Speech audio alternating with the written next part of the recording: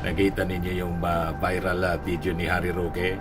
Nakikipag-away si Harry Roque. Inaaway yung kapwa niya, no? DDS, nag-away-away na po sila. Palibasa po mga palaaway. Ayan mga kababayan, no? Ulitin mo ang hamon mo. Na ano? Ulitin mo. Ngayon pag hinamon ka sa akin. Ulitin mo ngayon ang hamon mo. Wag. Ulitin mo. I don't want to go Bakit there. kasi ganyan ka? Wait lang. Nag-aaway-away yung mga supporters ni Digong doon sa Dahig. Kasamaan versus kadiliman. Ano niya, Mr. Maravillas, ang pinag-awayan noon? Nagpapasikatan kasi. Nagpapatauban yung dalawang. Yan, sabi nito. House spokes response to Tambaloslos tag on Romualdez says it's better than Kawatan. Malinaw na patama kay Sara kasi si Sara, siya yung unang nagsabi na huwag kang tambaluslos. Habang ang iba ay abala sa pag-iikot sa abroad, sa media appearances, at tilang maagang Nagbabagang mga balita at pagtalakay sa mga isyu ng lipunan. Pulsa, opinyon, banat at paglalantad sa katotohanan. Pulsa, what you see is what you get. You decide. Ito po mga tugang, mga manoy, mga manay, si Dante Maravillas, Bicolano vlogger, broadcaster, journalist from Albay. O ngayon, nakita ninyo yung viral video ni Harry Roque? Nakikipag-away si Harry Roque. Inaaway yung kapwa niya, no? DDS, nag-away-away na po sila. Palibasa po mga palaaway. Saan pa matingala yung ugaling palaaway? Si Harry Roque po, patapo na. Ang latest na balita kay Harry Roque, pero nagdi-deny siya. Dininay daw yung asylum application niya sa Netherlands. Yun ang binulgar po ng isang Filipino-born Dutch national. Pero nag-deny si Harry Roque. O ngayon, ibigay ko muna sa inyo itong viral video po. Nagkikipag-away si Harry Roque sa kauri niya. Ayan mga kababayan, no? Ulitin mo ang hamon mo. Na ano? Ulitin mo. Ngayon pag hinamon ka sa akin. Ulitin mo ngayon ang hamon mo. Wag. Ulitin mo. I don't want to go Bakit there. kasi ganyan ka? Wait lang. Pag Wait lang. nakaharap, ngingiti-ngiti. Pag nakatalikod ko ano nung pinasabi. Sa Netherlands yan mga Ayan, lahat kayo kababayan. nanonood. Ulitin mo ang hamon mo nang ikaw ay naghahamon on the internet na hindi ako kaharap. I don't want Ako to ba go there. nagsasalita ako ng anything na hindi ka kaharap? O ulitin mo ngayon. I'm trying to fix this. Anong try to fix this? Naghamon ka eh. Ayun na, di ba nga mag-fix na naman? Pag nakaharap kasi, iba ka. Ulitin mo ang hamon mo. I don't want to go there. Ano ba yung hamon mo? Wala na. I don't want to Bakit say yun yung that anymore. sinasabi? Okay, sige. Kaya nga, we wanted to fix Kaya nga, this. ate. Ito po ang problema ha. Ito ang problema Napanood talaga. niyo yan. Kaya nga, wait lang. Naghakapan na kami. Yeah. The following day, Nang hamon ng away. dakdak na naman. Wait. Ako na, okay na Walang ba? tapat. Pwede na ako naman. Ako ba? Nag-aaway-away yung mga supporters ni Digong doon sa Dahig. Kasamaan versus kadiliman. Ano niya, Mr. Maravillas, ang pinag-awayan noon? Nagpapasikatan kasi. Nagpapatauban yung dalawang, alam niyo na, ayun, tinalakan ni Harry Roque yung kapwa niya DDS. Ganon sila mga kababayan. Busy sila sa walang kakwinta-kwintang bagay. O ngayon, dito tayo sa balita mga kababayan. Yung spokes ng Congress, si Attorney Princess Abante po, nagsalita na po sa paulit-ulit na pagbabansag kay Speaker Martin Romualdez na tambaluslos. Sabi ni Attorney Princess Abante, mas okay naman niya yung tambaluslos kaysa sa kawatan. Magnanakaw. Kawatan is magnanakaw mga kababayan. Bisaya kawatan. Mas mabuti naman niya yung tambaluslos. Yan, sabi nito. House spokes response to tambaluslos tag on Romualdez says it's better than kawatan. Malinaw na patama kay Sara kasi si Sara, siya yung unang nagsabi na huwag kang tambaluslos. Patama mga kababayan kay Martin Romualdez na nagresulta sa pagkabiyak ng Unitin. Sabi dito sa balita, the House of Representatives through its spokesperson, lawyer Princess Abante has finally addressed the tambaluslos tag that the Speaker Martin Romualdez critics have given to him. This after Senator Amy Marcos called him as such during an event in Malaysia that was attended by other administration critics including Vice President Sara Duterte. Nakitang baluslos na po siya, no? Si Amy Marcos. Hindi na nakatiis. Ito mga childish sana, mga kababayan. Naging mga isip bata na. Nagbabansagan. Pero kailangan i-address na po kasi paulit-ulit nilang sinasabi na tambaluslos si Speaker Martin. Kaya hindi na nakatiis po si Attorney Princess Abante. Rumisback na rin po. sa paninira ni Sara sa kani Amy Marcos na pinsan niyang buo kay Martin Romualdez. Kasi tingin ko na insecure sila kay Martin.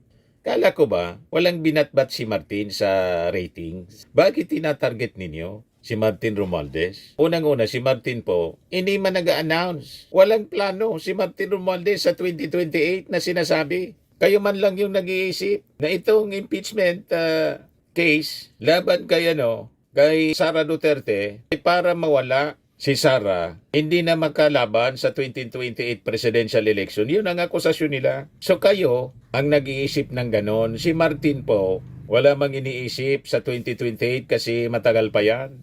Yan ang pinapakalat mga kababayan ni Sara. BP Sara. We are an enemy. They must eliminate to clear the way for them. Vice President Sara Duterte slammed her detractors, saying she was being attacked because she was a hindrance to their personal ambitions. Another diversionary tactic po para ilihis ang issue doon sa pagwaldas ng confidential funds at sa kapagbabanta sa ating Pangulo. Kinocover nila ng mga ganitong diversionary statements. Sagutin mo, Sara, ang mga akusasyon sa'yo nakapalaman sa articles of impeachment. Hindi kung ano-anong yung pinagkikwento mo.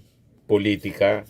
Kayo yung walang tigil sa pag-ambisyon sa politika. Hindi nga makapaghintay ng 2028. Ngayon na, gusto ninyong pumalit bilang presidente. Paulit-ulit na sinasabi ng tatay mo noon. Buti na lang nando na siya sa ICC. Then sabi niya, to them, we are a hindrance, an obstruction to the path of their personal ambition, an enemy. They must eliminate to clear their way. Sabi po ni Sara sa 127th Philippine Independence Day na ginawa sa Kuala Lumpur, Malaysia pa. Nag-celebrate po ng Independence Day, hindi man sa Pilipinas, kundi sa Kuala Lumpur. Anong klase?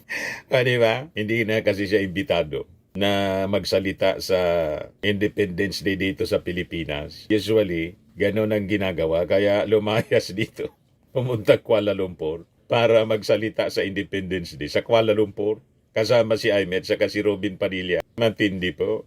So sabi ni Sara, the attacks on niya are cowardly yet openly disingenuous and arrogant, absent of basic decency and respect for the rule of law, typical of people drunk in power. Lahat baliktad po, siya yun. Sabi ko sa inyo, yung mga mensahe ni Sara, mensahe niya sa kanyang sarili habang kaharap yata yung salamin. Lahat yun, description ng pagkatao niya.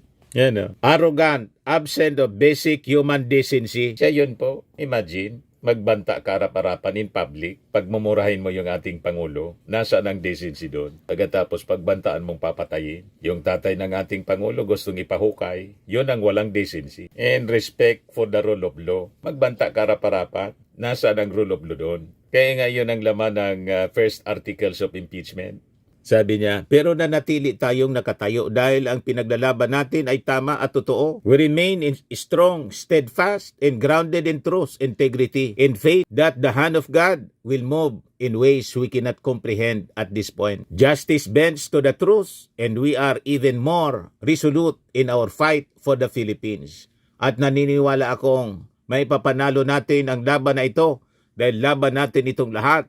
Maipapanalo natin ito sa kabila ng mga banta, pananakot, pagmamalabis at bangis. Lahat description po yun ng pagkatao niya at ng kanyang mga ginawa. Pagmamalabis, bangis. Wala mang ganun pong pinapakita yung ating Pangulo at si Speaker Martin. Walang bangis. Gusto na nga niya sana na maging mabagsik din. Kaya lang talagang ang natura ng ating Pangulo mabait.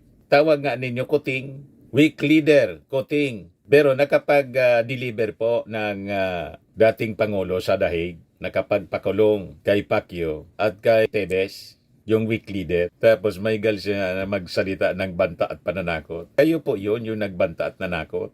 Mismo yung ating Pangulo ang pinagbantaan ninyo. Sabi niyo pa po, no joke, no joke. Pwede ba? Lahat baliktad. Kaya sabi ni Attorney Princess Abante, si Speaker Martin Anya not eyeing 2028 polls. Malinaw po, wala sa kilos, pananalita o gawain ni Speaker Martin ang pagtakbo sa 2028. Hindi niya siya nagpapakita sa media para magpasikat. Wala siyang presscon para magpabango. Hindi siya gumagamit ng TikTok o vlogs para magpakyot. Ang inuuna niya ay serbisyo, hindi sariling interes. Never siya na nagme-mention ng 2028 presidential election. Nagme-mention man lang yan si Sara Duterte at saka si Amy Marcos. Baka sila gusto magtandem, di anong problema. Lahat libre na mangarap at magkandidato. Basta't qualified po. Basta't hindi pa ma-impeach si Sara. Kung hindi siya ma-convict, halimbawa ma-acquit siya, o di okay. Kaya lang, pag na-acquit siya, may nakapila pang mga kaso, mga kababayan sa DOJ, at may rekomendasyon yung Quadcom na sampaan ng plunder sa Sandigan Bayan. Other than yung Sword of Damocles from the ICC na kasama ang pangalan ni Sara, ni Bato, ni Bongo sa Crimes Against Humanity. Kung lumabas na po yung warrant of arrest iserve ng Interpol. O di tapos na. Di ba po, mga kababayan? O ito yung mensahe ni Atty. Princess Abante, mga kababayan. Magandang araw po sa ating mga kababayan. Ang mandato ng Kongreso ay simple at malinaw. Maglingkod sa taong bayan, lalo na sa panahon ng pangangailangan. Kaya sa gitna ng paninira at intriga, kami po sa House of Representatives ay naninindigan. Ang pagtulong sa mahihirap ay hindi kailanman dapat ikahiya. Tinawag si Speaker Ferdinand Martin Romualdez na tambaluslos dahil sa kanyang pagtulong sa mga nagugutom, may sakit at nawalan ng hanapbuhay. Kung ang pagtulong sa kapwa ay itinuturing ng iba na kalokohan, mas gugustuhin na po namin matawag na tambaluslos kaysa naman matawag na kawatan dahil sa pagnakaw sa kaban ng bayan. Basag, mga kababayan, si Amy Marcos at saka si Sara. Mas okay pa yung tambaluslos kaysa sa magnanakaw, kawatan. Sabi ni Atty. Princess. Ang tambaluslos po, ang tawag dito sa amin ng pag tinawag ang tambaluslos, yung may malaking ari. Isang creature, mythical creature po, mga kababayan. Sa Ibalong Festival, may karakter po dito sa amin na tambaluslos. Pinaparada po yung image ni tambaluslos na may napakalaking ari. Pag dumaan na po si tambaluslos, hiyawan po yung mga tao. Kasi nakadisplay yung parang poste ng Meralco na ari ni tambaluslos. Mythical creature man lang po siya, tambaluslos. Tapos may malaking bibig na higante.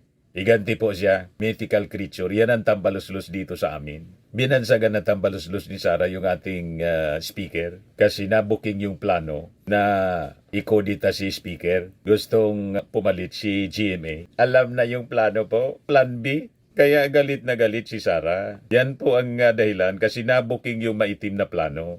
Hanggang ngayon, yan ang bukang bibig ng dalawa, ni Sara at saka ni Amy Marcos. Baglikan natin si Atty. Princess Abante, mga kababayan. Ang ayudang ipinagkakaloob sa mahihirap na Pilipino ay may malinaw na proseso, may resibo, at may diretsyong patutunguhan. Hindi ito itinatago, hindi nililihim, at lalong hindi nililipat sa personal na bank account. Ang ayuda nakakarating sa tao, hindi sa bulsa ng iilan. Durog na durog si Sara. Patama sa paggamit yun ng confidential funds na mga kaluluwa po yung recipients. Kung ano-ano mga fictitious names, mga kababayan na kalagay, mga chichiriya yung beneficiary. Na malinaw, mga kababayan, kung saan napunta yung milyon-milyon. Imagine, 125 million confidential funds. Nilunok, mga kababayan, 11 days ubos. You see? Kaya imbis i-address ng direkta, mga kababayan, yung mga akusasyon sa kanya, kung ano-anong kwento pinalilitaw ng dalawa, ni Amy Marcos at saka ni Sara Duterte, malinaw na diversionary tactic at pag-cover sa totoong issue. Huwag tayong pauuto sa kanila po, mga kababayan. Lalo tang mga kasabwat nilang mga Judas, balasubas na 18 senador, trinay nila na patayin, i-dismiss yung impeachment case. Kaya lang hindi sila nagtagumpay. Tinalo ng magigiting na Fantastic Five yung 18 mga Judas na senador. Sabi yan ni Father Flavie Villanueva. Ang tanong na marami, bakit nagagawa ito ngayon pero hindi nagawa noon? Dahil may leader tayong inuuna ang kapakanan ng mahihirap kaysa sa kapritsyo ng politiko. Dahil may speaker tayong tapat, maingat sa pondo at malinaw ang direksyon. Hindi nagpapakitang gilas, kundi nagpaparamdam ng tunay na serbisyo. Hindi ito tulad ng confidential at intelligence funds na ginastos sa loob lamang ng iilang araw. walang paliwanag, walang breakdown. At hindi rin ito tulad ng mga hindi idineklarang bank accounts na may milyong pisong laman. Pera ng bayan pero walang maipakitang pinanggalingan o patutunguhan. Yan ang rason mga kababayan kung bakit nagsasabuatan sila. Itong mga senador kahit unconstitutional, yung mga ginagawa, yung motion to dismiss is unconstitutional. Pero ginawa pa rin nila kasi ayaw nilang matuloy yung impeachment trial. Kasi doon pabubuksan mga kababayan yung mga bank accounts ni Sara. Bubulwak doon ang milyon-milyon na kababalaghan. Di ba pa? Alam na kung bakit pati yung Senado sinalaula ng kanyang mga kakampi. Nakakasuka mga kababayan yung kanilang ginawa sa Senado. Binaboy nila yung Senado mismo. Kaya sabi ni Tito Sen, maya naman niya kayo.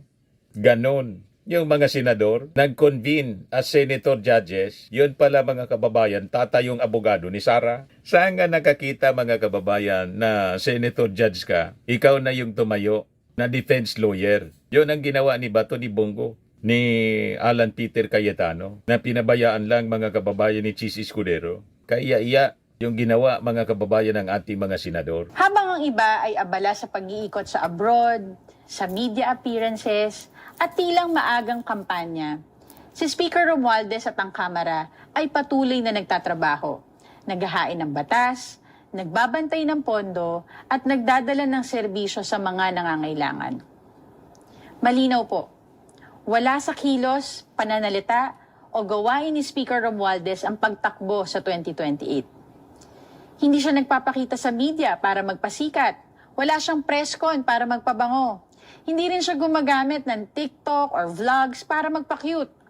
Ang inuuna niya, serbisyo, hindi sariling interes.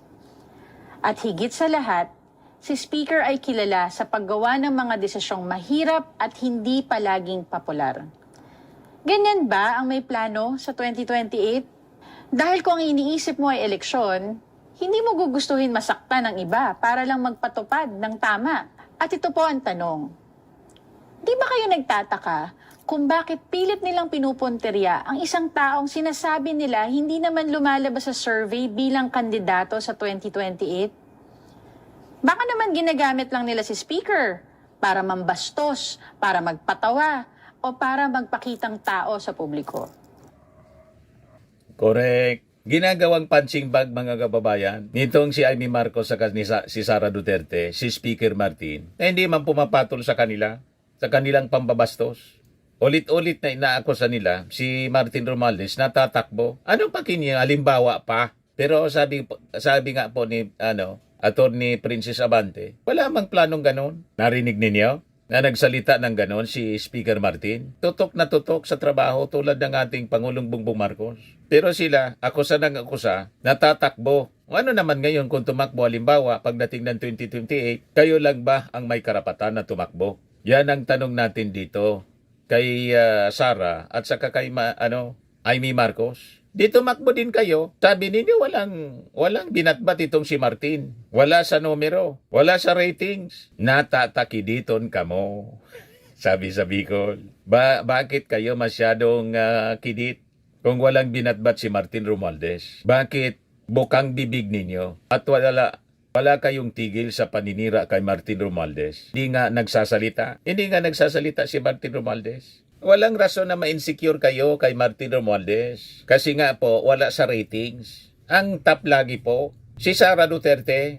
Hindi pa kayo nakontento na laging top si Sara. Kaya lang, sa Bible po, ang sabi po, the first will be the last. And the last shall be the first. And sa actual po na pangyayari, yung mga laging nagtatap sa mga surveys, pag malayo pa po ang eleksyon, hindi na nanalo. Malayo pa kasi yung eleksyon. Tulad ni Binay noon, laging nagtatap, si Grace po, talo. Kaya kabahan kayo, pag malayo pang eleksyon, presidential election, laging nagtatap, malamang talo. Kasi nga po, the first will be the last, sabi sa Bible. And the last will be the first. Last po, si Martin, laging nasa huli. Malayo ang ratings po. Kasi naman, di pa man nagdi-declare po. Walang plano. Matagal pa. Bakit pag-usapan yung politika sa 2028? Pero sila bukang bibig na po. Grabe ang pagka-atat. Atat na umupo.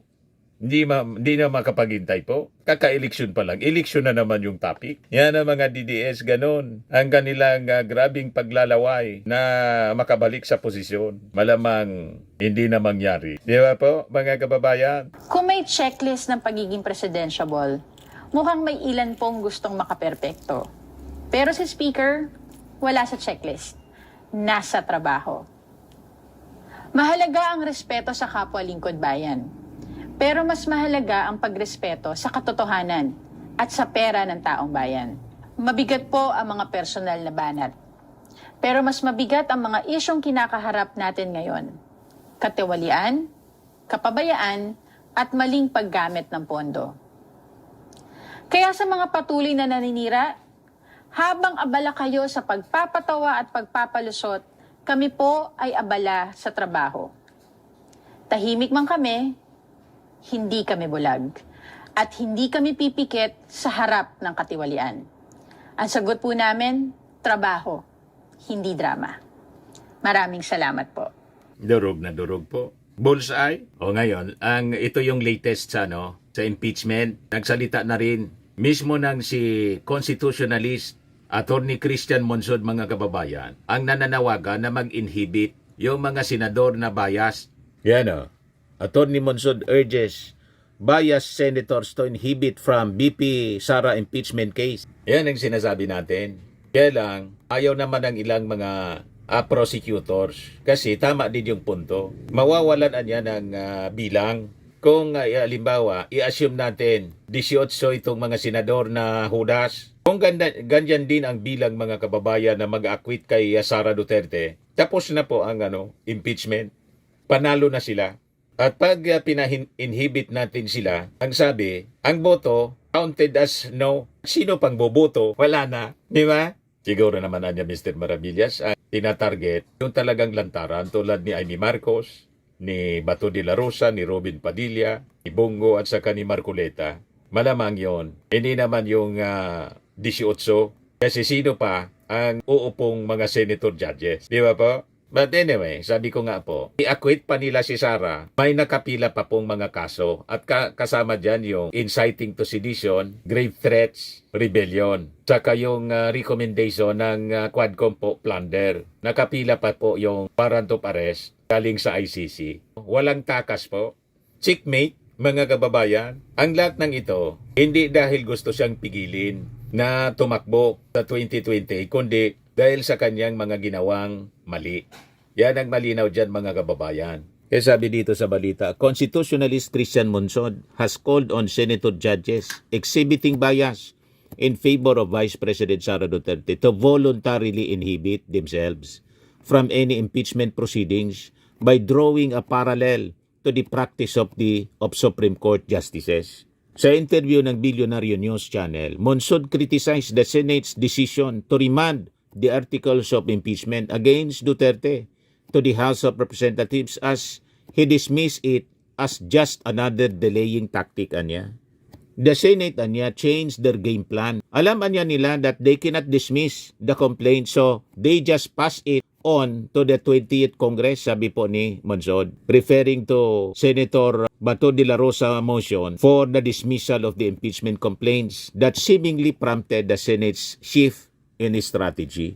Paliwanag ni Monsod that only the Supreme Court can definitely address the constitutional issues surrounding the impeachment complaints, including questions such as one-year ban on filing impeachment cases. Whether there was a violation in the charges, like the one-year ban, that's a constitutional issue that only the Supreme Court can answer, sabi niya. Yun din ang paniwala natin, delaying tactics po. Ibali na, kahiya-iya yung ginawa nila. Ako naniniwalang alam, kahit ni Bato, na hindi siya pwedeng mag-motion to dismiss. Kaya lang, yung intention po, ibali na niya, hindi man ako abogado. Kung mali ako, ang importante, ma-achieve natin yung ating objective na ma-delay ito. Nag-iisip pa sila kung paano totally patayin yung kaso, yung impeachment case laban kay Sara Duterte. For the meantime, ang importante, ma-delay natin habang nag-iisip pa tayo. Ganon, mga kababayan. Kahit nagmukha siya ingot, kahiya-iya, ignorante, madaling sabi po. Ano man niya, di man ako abogado. Ang kahiya-iya doon, si Chis Escudero kasi inayaan niya ang isang motion na dapat sana dineclare niya for somebody. Siguro hindi na dinaisip ni Risa Ontiveros sa ni Coco Pimentel na i-declare na out of order yung motion ni Bato de la Rosa. But anyway, nagtagumpay pa rin mga kababayan yung Fantastic Five kasi hindi man na-dismiss. Tuloy, buhay na buhay ang kaso at tuloy ang impeachment trial. Yon ang importante doon mga kababayan. O ngayon, yung mga law professors din po ng Far Eastern University nagsalita na rin po. Panawagan nila sa ating mga senador, show true courage niya. Decide impeachment case on evidence, not alliances. Ang panawagan namin, sabi po nila, magkaroon kayo ng tunay na tapang. Gampanan po natin ang ating tungkulin ng may konsensya. Huwag po kayong hahatol base lamang sa alyansa o puot dahil kaibigan o kalaban, kapartido o oposisyon ang nasasakdal. Batikusin at isiwalat sa lehitimong pamamaraan ang mga senador na walang konsensya at tapang. Purihin naman ang mayroon. Yan ang sabi ng mga law professors po ng Far Eastern University. Firmax Firming and Lifting Cream, pinapahid po sa mga pulses in affected area. Mainam po sa paninigas ng mga kaso-kasuan. Ito naman po, Automax Radiant Serum. Sa mukha naman yung application, anti-aging po siya. You will look 10 years younger than your age. Sa mga cancer patients naman po, baka lang gusto ninyo itong itry. Neng siya red mixed fruit drink. Hindi mo po siya gamot, food supplement siya. Kaya lang, gawa siya mga kababayan sa goji berry. Yung goji berry, may anti-cancer properties. O ngayon, yung mga inquiries ninyo, dumiritso na lang kayo sa aming messenger sa Facebook para masagot namin agad. Ayos pa? Ayos na ayos niya, Mr. Maravilla. At sa mga naghanap po ng malinis and spacious fitness gym, pumunta lang po kayo sa aming Colossal Fitness Gym. May Grab car rental din po kami. Ito naman po yung bago naming product na binibenta online. Eye Glow Serum, whitening po siya. Tingnan ninyo yung epekto sa aking anak na architect before and now. Yung mga inquiries po ninyo, dumiretso na lang kayo sa kanyang Facebook account, Riz Maravillas.